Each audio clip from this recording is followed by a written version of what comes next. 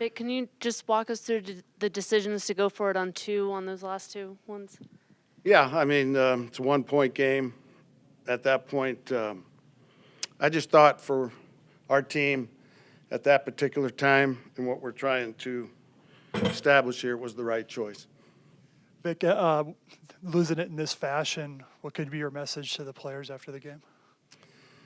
Well, I think we proved that we're capable of playing good football. That was a good team we played.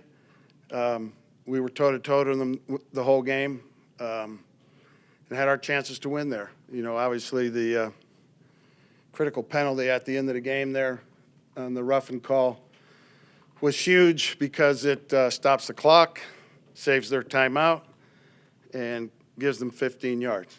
So I haven't seen the play yet, but, you know, that was critical. In particular, what'd you like from your offense on that last drive with some fourth down conversions? And then Yeah, I thought we, you know, did a good job of moving the ball methodically, albeit, you know, we need to find a way to make some more big plays offensively. But, you know, I thought Joe Flacco ran the operation really, really well. That's a good defense he's going against, and I don't think he ever flinched. So I think there's things to build on there.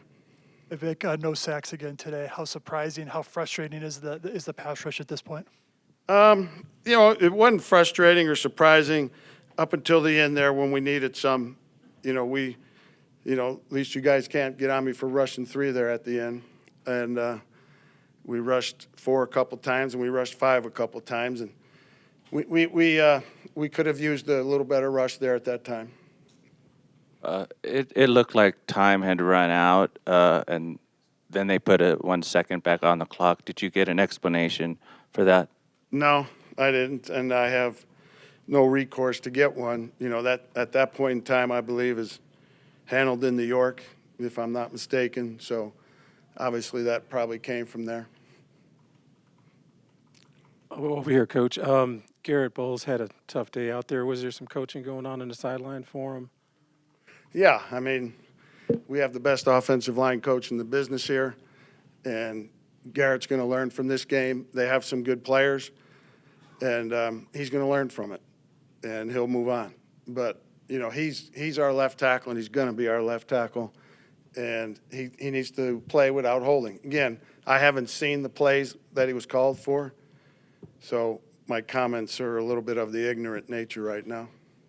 Did that affect the play calling? It looked like it was you kind of called your offense today, showing a lot of respect to that Bears defense, kind of on the conservative side, it seemed.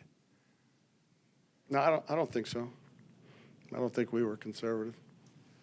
Vic, Royce Freeman, a lot of good things on the perimeter. How much of a weapon can he and Phillip both be outside the tackles? But they're both good running backs, and you know the way the NFL goes today, most teams have 2 guys, some have 3, and you know there'll be enough touches for both of them. Pleased with them. Vic, you said when you started you went for the 2-point because you wanted of what you're trying to establish. Can you just elaborate on that a little bit? Well, we're trying to win games, and if we have an opportunity to win a game with a 2-point play at the end there, you know, I'm always going to consider it. You know, the circumstances always come into play, but doesn't mean I'm going to do it the next time. But I was convinced it was the right decision this time. Coach, Joe Flacco said to Dave Logan on the radio just a second ago that it's a young team and you guys are learning how to win. How much harder is that when you have these tough losses to still learn how to win? Well, hopefully you learn from it, and you know, you become better for it. But you know, right now it stings pretty good. It will sting tomorrow, and but we got to get over it quickly. And now we got to go up to and play a really good Green Bay team, who I assume did they win today?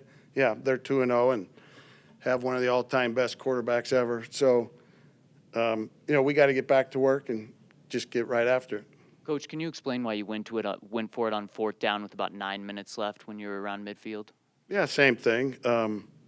You're around midfield. If you convert, you know, you're now in their territory, which is at that point is going to put you in 4-down territory. And I just felt it was the right thing to do there. Again, may not do it the next time. Offensively, you were able to get to midfield a lot. What'd you see that allowed you to do that, and what's the key to sustaining those drives? Well, not having penalties is one.